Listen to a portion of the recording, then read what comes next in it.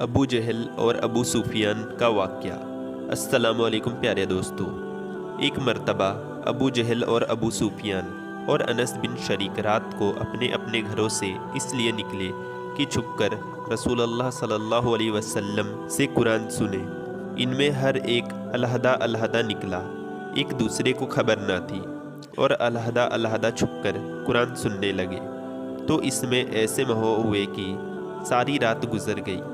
جب صبح ہو گئی تو سب واپس ہوئے، اتفاقاً راستے میں مل گئے اور ہر ایک نے دوسرے کا قصہ سنا۔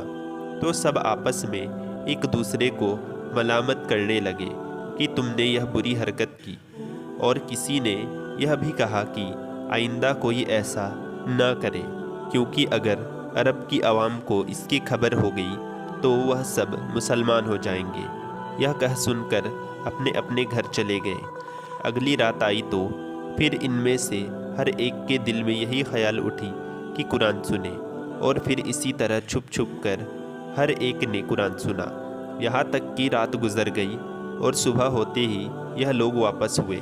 تو پھر آپس میں ایک دوسرے کو ملامت کرنے لگے، اور اس کے ترک پر سب نے اتفاق کیا۔ مگر تیسری رات آئی تو پھر قرآن کے راستے میں اجتماع ہو گیا۔ تو اب سب نے کہا کہ آؤ آپس میں وعدہ کر لیں کہ آئندہ ہم ہرگز ایسا نہ کریں گے۔ پناپا اس معاہدے کی تکمیل کی گئی اور سبھی اپنے اپنے گھروں کو چلے گئے۔ صبح کو انس بن شریک نے اپنے ابھی اٹھائی اور پہلے ابو سفیان کے پاس پہنچا کہ بتلاؤ اس کلام کے بارے میں تمہاری کیا رائے ہے۔ اس نے دبے دبے لفظوں میں قرآن کی حقانی کا اعتراض کیا۔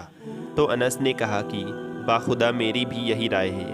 اس کے بعد وہ ابو جہل کے پاس پہنچا اور اس سے بھی یہی سوال کیا کہ تم نے محمد کے کلام کو کیسا پایا۔ ابو جہل نے کہا کہ صاف بات یہ ہے کہ ہمارے خاندان اور بنو عبد مناف کے خاندان میں ہمیشہ سے چسک پہلی آتی ہے۔ قوم کی سیادت قیادت میں وہ جس محاج پر آگے بڑھنا چاہتے ہیں ہم ان کا مقابلہ کرتے ہیں۔ انہوں نے سخاوت اور بخشش کے ذریعے قوم پر اپنا اثر جمانا چاہا، تو ہم نے ان سے بڑھ کر یہ کام کر دکھایا۔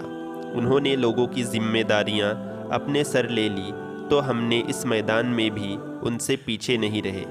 یہاں تک کہ پورا عرب جانتا ہے کہ ہم دونوں خاندان برابر حیثیت کے مالک ہیں۔ ان حالات میں ان کے خاندان سے یہ آواز اٹھی کہ ہمارے میں ایک نبی پیدا ہوا جس پر آسمان سے وحی آتی ہے۔ اب ظاہر ہے کہ اس کا مقابلہ ہم کیسے کریں، اس لیے ہم نے تو یہ طے کر لیا ہے کہ ہم زور اور طاقت سے ان کا مقابلہ کریں گے اور ہرگز ان پر ایمان نہ لائیں گے۔ یہ ہے قرآن کا وہ کھلا ہوا معجزہ جس کا دشمنوں کو بھی اعتراض کرنا پڑا ہے۔ پیارے دوستو، اسی طرح کے سچے واقعے سننے کے لیے چینل کو سبسکرائب کریں۔